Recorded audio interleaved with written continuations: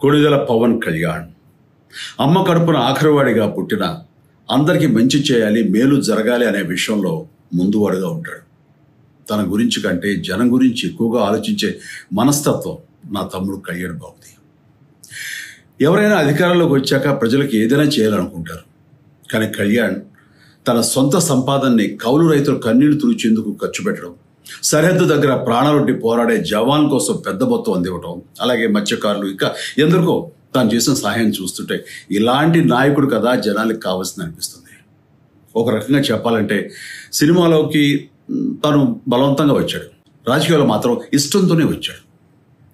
ఏ తల్లికైనా తన కొడుకు కష్టపడుతుంటే గుండె తరుక్కుపోతుంది.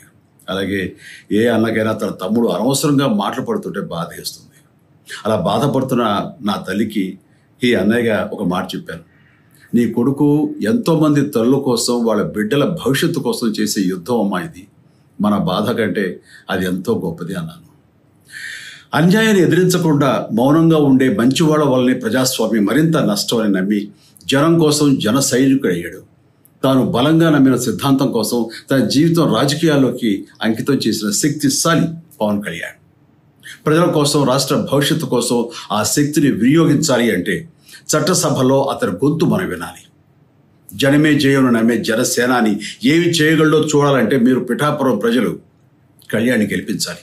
మీకు సేవకుడుగా, సైనికుడుగా అండగా నిలబడతాడు. మీకోసం ఏమైనా సరే కలబడతాడు, మీ కళ నిజం చేస్తాడు. పిఠాపురం వాస్తవ్యులకు మీ చిరంజీవి విన్నపం. గాజు గ్లాసు గుర్తుకి మీ ఓటు వేసి పవన్ కళ్యాణ్ని గెలిపించండి.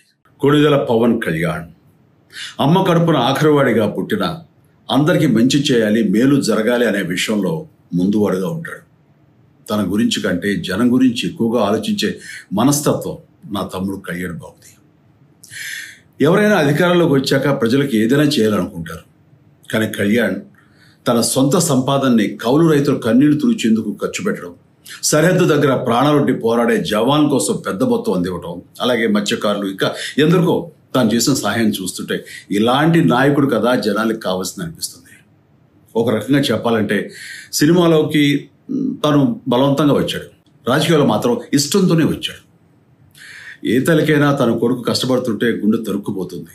అలాగే ఏ అన్నకైనా తన తమ్ముడు అనవసరంగా మాటలు పడుతుంటే బాధ వేస్తుంది. అలా బాధపడుతున్న నా తల్లికి ఈ అన్నయ్యగా ఒక మాట చెప్పాను. నీ కొడుకు ఎంతోమంది తల్లుల కోసం, వాళ్ళ బిడ్డల భవిష్యత్తు కోసం చేసే యుద్ధం అమ్మా ఇది. మన బాధ కంటే అది ఎంతో గొప్పది అన్నాను.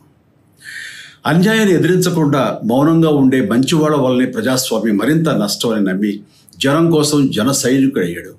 తాను బలంగా నమ్మిన సిద్ధాంతం కోసం తన జీవితం రాజకీయాల్లోకి అంకితం చేసిన శక్తిశాలి పవన్ కళ్యాణ్. ప్రజల కోసం, రాష్ట్ర భవిష్యత్తు కోసం ఆ శక్తిని వినియోగించాలి అంటే చట్టసభలో అతని గొంతు మనం వినాలి. జనమే జయను నమ్మే జనసేనాని ఏమి చేయగలడో చూడాలంటే మీరు పిఠాపురం ప్రజలు కళ్యాణ్ని గెలిపించాలి. మీకు సేవకుడుగా, సైనికుడుగా అండగా నిలబడతాడు. మీకోసం ఏమైనా సరే కలబడతాడు, మీ కళ నిజం చేస్తాడు. పిఠాపురం వాస్తవ్యులకు మీ చిరంజీవి విన్నపం. గాజు గ్లాసు గుర్తుకి మీ ఓటు వేసి పవన్ కళ్యాణ్ని గెలిపించండి. జై హింద్.